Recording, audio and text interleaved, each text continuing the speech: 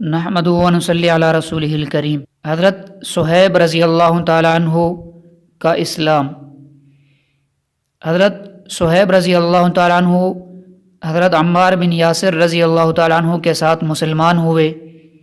نبی اکرم صلی اللہ علیہ وسلم حضرت ارقم رضی اللہ تعالیٰ عنہ کے گھر پر تشریف فرما تھے کہ یہ دونوں حضرات یعنی حضرت عمار بن یاسر رضی اللہ تعالیٰ عنہ اور حضرت صہیب رضی اللہ تعالیٰ عنہ علیحدہ علیحدہ آپ صلی اللہ علیہ وسلم کی خدمت میں حاضر ہوئے، اور حضرت ارقم رضی اللہ تعالیٰ عنہ کے گھر کے دروازے پر دونوں اتفاقیہ اکٹھے ہو گئے۔ دونوں میں سے ہر ایک نے دوسرے کی غرض معلوم کی تو ایک ہی غرض اور ایک ہی مقصد سامنے آیا، اور وہ تھا اسلام لانا، اسلام قبول کرنا، حضور اکرم صلی اللہ علیہ وسلم کے فیض سے مستفید ہونا۔ دونوں کا مقصود چونکہ ایک تھا، دونوں اسلام لائے، اور اسلام لانے کے بعد جو اس زمانے میں اس قلیل اور کمزور جماعت کو جو کچھ پیش آتا تھا وہ پیش آیا، یعنی ہر طرح سے ستائے گئے، تکلیفیں پہنچائی گئیں۔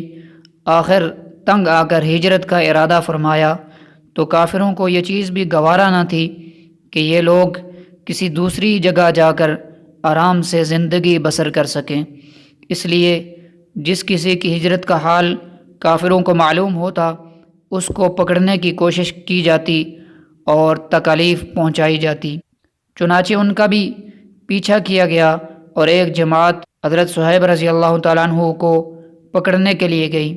انہوں نے اپنا ترکش سنبھالا جس میں تیر تھے، اور ان لوگوں سے کہا کہ دیکھو تمہیں معلوم ہے کہ میں تم سے زیادہ تیر انداز ہوں، جب تک ایک تیر بھی میرے پاس باقی رہے گا تم لوگ مجھ تک نہیں آ سکو گے، اور جب ایک تیر بھی باقی نہ رہے گا تو میں تلوار سے تمہارا مقابلہ کروں گا، یہاں تک کہ تلوار بھی میرے ہاتھ میں نہ رہے۔ اس کے بعد جو تم سے ہو سکے کر لینا، اس لیے اگر تم چاہو تو اپنی جان کے بدلے میں اپنے مال کا پتہ بتلا سکتا ہوں جو مکہ مکرمہ میں ہے، اور 2 باندیاں بھی ہیں، وہ سب تم لے لو۔ اس پر وہ لوگ راضی ہو گئے اور اپنا مال دے کر حضرت صہیب رضی اللہ تعالیٰ عنہ نے جان چھڑائی۔ اور اسی کے متعلق قرآن کریم کی یہ آیت کریمہ نازل ہوئی، وَمِنَ النَّاسِ مَن يَشْتَرِي نَفْسَهُ ابْتِغَاءَ مَرْضَاتِ اللَّهِ وَاللَّهُ رَءُوفٌ بِالْعِبَادِ۔ ترجمہ: بعض لوگ ایسے ہیں جو اللہ کی رضا کے واسطے اپنی جان کو خرید لیتے ہیں، اور اللہ تعالیٰ بندوں پر مہربان ہیں۔ حضور اکرم صلی اللہ علیہ وسلم اس وقت قباء میں تشریف فرما تھے۔ صورت دیکھ کر ارشاد فرمایا کہ آپ نے نفع کی تجارت کی۔ حضرت صہیب رضی اللہ تعالیٰ عنہ کہتے ہیں کہ حضور اقدس صلی اللہ علیہ وسلم اس وقت کھجور نوش فرما رہے تھے اور میری آنکھ دکھ رہی تھی، میں بھی ساتھ کھانے لگا۔ حضور صلی اللہ علیہ وسلم نے فرمایا آنکھ تو دکھ رہی ہے اور کھجوریں کھاتے ہو؟ میں نے عرض کیا یا رسول اللہ، اس آنکھ کی طرف سے کھاتا ہوں جو تندرست ہے، جو ٹھیک ہے۔ حضور اکرم صلی اللہ علیہ وسلم یہ جواب سن کر مسکرائے۔